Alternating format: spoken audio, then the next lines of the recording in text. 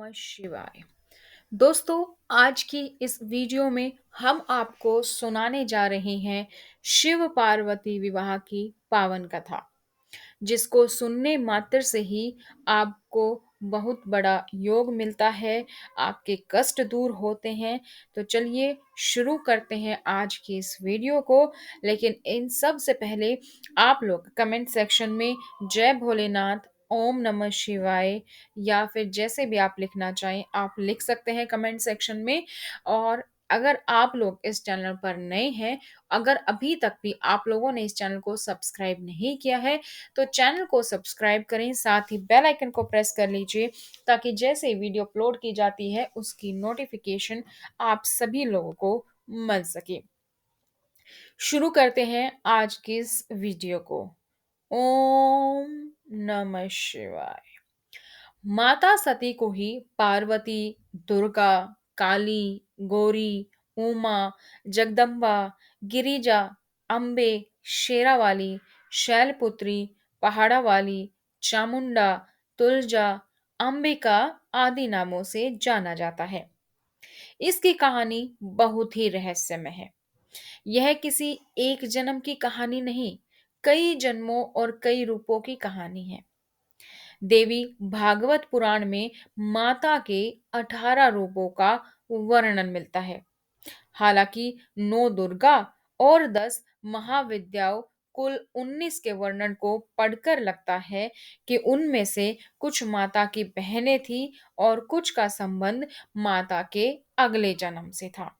जैसे पार्वती, कात्यायनी अगले जन्म की कहानी है, तो तारा माता की बहन थी। सबसे पहले हम जानेंगे माता सती के बारे में।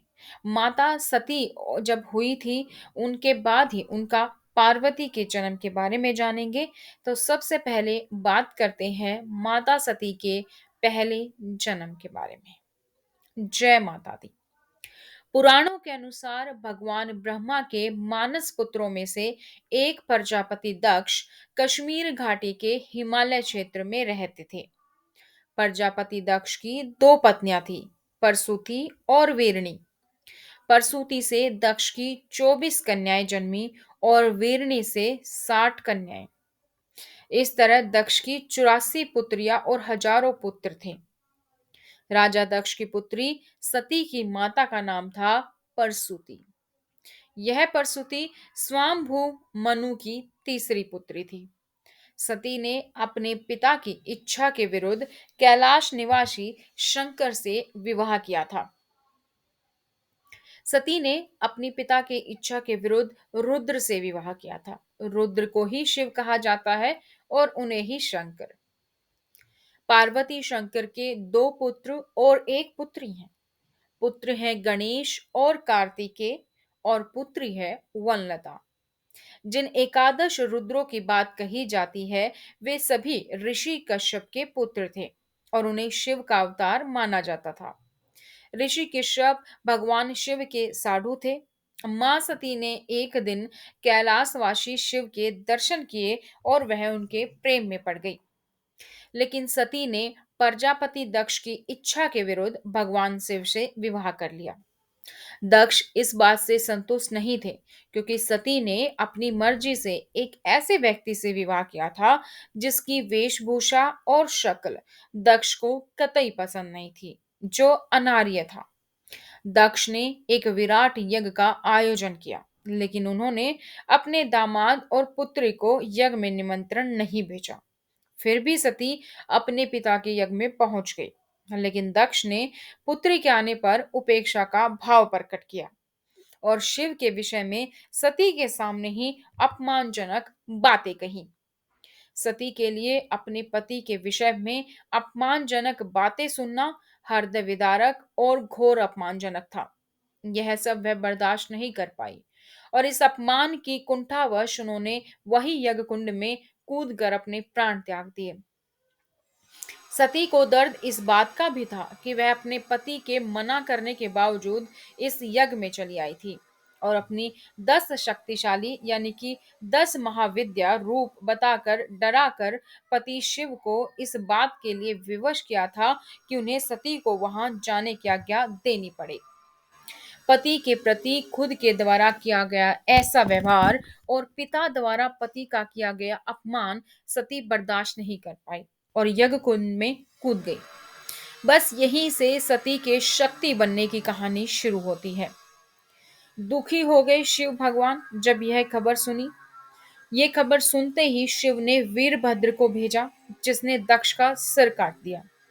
इसके बाद दुखी होकर सती के शरीर को अपने सिर पर धारण कर शिव ने तांडव व्रत किया। पृथ्वी समेत तीनों लोगों को व्याकुल देखकर भगवान विष्णु ने अपने सुदर्शन चक्र द्वारा सती के शरीर के टुकड़े करने शुरू कर दिए। इस प्रकार सती के शरीर का जो हिस्सा और धारण किए गए आभूषण जहां जहां गिरे, वहां वहां शक्तिपीठ अस्तित्व में आए। देवी भागवत में 108 शक्तिपीठों का जिक्र है। तो देवी गीता की बात करें तो 72 शक्तिपीठों का जिक्र मिलता है। देवी पुराण में 51 शक्तिपीठों की चर्चा की गई है। वर्तमान में भी 51 शक्तिपीठ पाए जाते हैं, जिसमें से कुछ पाकिस्तान, बांग्लादेश, श्रीलंका में भी हैं। दक्ष के बाद सती ने हिमालय के राजा हिमवान और रानी मैनावती के यहाँ जन्म लिया। मैनावती और हिमवान को कोई कन्या नहीं थी, तो उन्होंने आदि शक्ति की प्रार्थना की। आदि शक्ति माता सती ने उन्हें उनके यहाँ कन्या के रूप में जन्म लेने का वरदान दिया। दोनों ने उस कन्या का नाम रखा पार्वती। पार्वती अर्थात पर्वतों की रानी। इसी को हम गिरिजा, शैलपुत्री और पहाड़ों वाली रानी कहते हैं। माना जाता है जब सती के आत्मदाह के उपरांत विश्व शक्तिहीन हो गया था, उस भयावह स्थिति से त्रस्त महात्माओं ने आदि शक्ति देवी की आराधना की। तारक नामक दैत्य सबको परास्त कर त्रैलोक्य पर एकाधीर जमा चुका था। ब्रह्मा ने उसे शक्ति भी दी थी और यह भी कहा था कि शिव के औरस पुत्र के हाथों मारा जाएगा।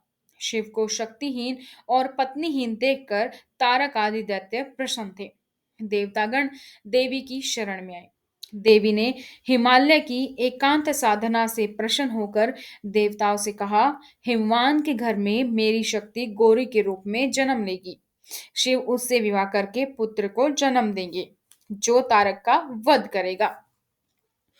भगवान शिव को पति के रूप में प्राप्त करने के लिए उन्होंने देवर्षि के कहने पर मां पार्वती वन में तपस्या करने चली गई। भगवान शंकर ने पार्वती के प्रेम की परीक्षा लेने के लिए सप्त ऋषियों को पार्वती के पास भेजा। सप्त ऋषियों ने पार्वती के पास जाकर उन्हें हर प्रकार से यह समझाने का प्रयास किया कि शिव ओघड़, अमंगल, वेशभूषाधारी, जटाधारी हैं। तुम तो महान राजा की पुत्री हो और तुम्हारे लिए यह योग्य वर नहीं है। उनके साथ विवाह करके तुम्हें कभी सुख की प्राप्ति नहीं होगी। तुम उनका ध्यान छोड़ दो। अनेक यत्न करने के बाद भी पार्वती अपने विचारों में दृढ़ रही। उनकी दृढ़ता को देख सप्तऋषि अत्यंत प्रसन्न हुए और उन्होंने पार्वती को सफल मनोरथ होने का आशीर्वाद दिया और वे पुनः शिव जी के पास वापस आ गए। सप्त ऋषियों से पार्वती के अपने प्रति प्रेम, दृढ़ प्रेम का वृतांत सुनकर भगवान शिव अत्यंत प्रसन्न हुए और समझ गए कि पार्वती को अभी भी अपने सती रूप का स्मरण है। सप्त ऋषियों ने शिव जी और पार्वती के विवाह का लगन मुहूर्त आदि निश्चित कर दिया। पार्वती मंगल गोस्वामी तुलसीदास की प्रसिद्ध रचनाओं में से एक है। इसका विषय ही है शिव पार्वती विवाह। तो जानकी मंगल की भांति यह भी सोहर और हरि गीतिका छंदों में है। तो सोहर की 148 द्वीपियां और 16 हरि गीतें भी हैं। तो ये थी कहानी। लेकिन इसके अलावा संक्षेप में अब मैं आपको वो कहानी सुनाने जा रही हूं जो कि रामचरित्र मानस में लिखी गई है। हिमवान की स्त्री मैना थी। जग जननी भवानी ने उनकी कन्या के रूप में जन्म लिया। वे सयानी हुई। दंपति को उनके विवाह की चिंता हुई। इन्हीं दिनों नारद इनके यहाँ आए। जब दंपति ने अपनी कन्या के उपयुक्त वर के बारे में उनसे प्रश्न किया तो नारद ने कहा इसे बावला वर प्राप्त होगा, यद्यपि वह देवताओं द्वारा वंदित होगा। यह सुनकर दंपति को चिंता हुई। नारद ने इस दोष को दूर करने के लिए गिरिजा द्वारा शिव की उपासना का उपदेश दिया। अतः गिरिजा शिव की उपासना में लग गई। जब गिरिजा के यौवन और सौंदर्य का कोई प्रभाव शिव पर नहीं पड़ा तो देवताओं ने कामदेव को उन्हें विचलित करने के लिए प्रेरित किया, किंतु कामदेव को उन्होंने भस्म कर दिया। फिर भी गिरिजा ने अपनी साधना न छोड़ी। कंद मूल फल छोड़कर वे बेल के पत्ते खाने लगी। फिर उन्होंने उसको भी छोड़ दिया। तब उनके प्रेम की परीक्षा के लिए शिव ने बटु का वेश धारण किया और वे गिरिजा के पास गए। तपस्या का कारण पूछने पर गिरिजा की सखी ने बताया कि वह शिव को वर के रूप में प्राप्त करना चाहती है। यह सुनकर बटू ने शिव के संबंध में कहा, वे वे तो भिक्षा मांगकर खाते पीते हैं, मसान में सोते हैं, पिशाच पिशाचानियां उनके अनुचर हैं। ऐसे वर से उसे क्या सुख मिलेगा? किंतु गिरिजा अपने विचारों में अविचल रही। यह देखकर स्वयं शिव साक्षात प्रकट हुए और उन्होंने गिरिजा को कर्तार्थ किया। इसके अनंतर शिव ने सप्त ऋषियों को हिमवान के घर विवाह की तिथि आदि निश्चित करने के लिए भेजा और हिमवान से लगन कर सप्त ऋषि शिव के पास आए। विवाह के दिन शिव की बारात हिमवान के घर आई। बावले वर के साथ भूत प्रेत आदि की बारात देखकर नगर में कोलाहल मच गया। मैना ने जब सुना तो वह बड़ी दुख हुई और हिमवान के समझाने बुझाने पर किसी प्रकार शांत हुई। यह लीला कर लेने के बाद शिव अपने सुंदर और भव्य रूप में परिवर्तित हो गए और गिरजा के साथ धूमधाम से उनका विवाह हुआ। रामचरित्र मानस में शिव पार्वती विवाह के लिए गिरिजा की तपस्या तथा शिव का एकाकीपन देखकर राम ने शिव से गिरिजा को अंगीकार करने के लिए कहा है, जिसे उन्होंने स्वीकार भी किया। तदनंतर शिव ने सप्त ऋषियों को गिरिजा की प्रेम परीक्षा के लिए भेजा। पार्वती मंगल में राम बीच में नहीं पड़ते और गिरिजा की तपस्या से प्रसन्न होकर शिव स्वयं बटु रूप में जाकर पार्वती की परीक्षा लेते हैं। मानस में जो संवाद सप्त ऋषि और गिरिजा के बीच में होता है वह पार्वती मंगल में बटु और उनके बीच होता है। मानस में काम दहन इस प्रेम परीक्षा के बाद होता है, जो पार्वती मंगल में पहले ही हुआ रहता है। इसलिए इसके बाद मानस में विष्णु आदि को मिलकर शिव से अनुरोध करना पड़ता है कि पार्वती को अर्धआंगिनी रूप में अंगीकार करे, जो कि पार्वती मंगल में नहीं दिया है। तो मानस में ब्रह्मा ने सप्तऋषि को हिमवान के घर लगन पत्रिका प्राप्त करने के लिए भेजा, जिसके लिए पार्वती मंगल में शिव ही उन्हें भेजते हैं। तो शेष कथा दोनों रचनाओं में प्राय एक जैसी है, जो कि मैंने आपको इस वीडियो में सुनाई। उम्मीद करती हूँ ये कथा आपको पसंद आई होगी और इसी तरीके से भारतीय संस्कृति से जुड़ी और व्रत कथा कहानियों से जुड़ी वीडियोस के लिए चैनल को सब्सक्राइब करें, साथ ही बेल आइकन को प्रेस कर लीजिए और वीडियो को लाइक और शेयर करना ना भूलें। आज की इस वीडियो में इतना ही। फिर मिलेंगे और ऐसी नई कथाओं के साथ। तब तक जय मां पार्वती, जय भोलेनाथ, ओम नमः शिवाय।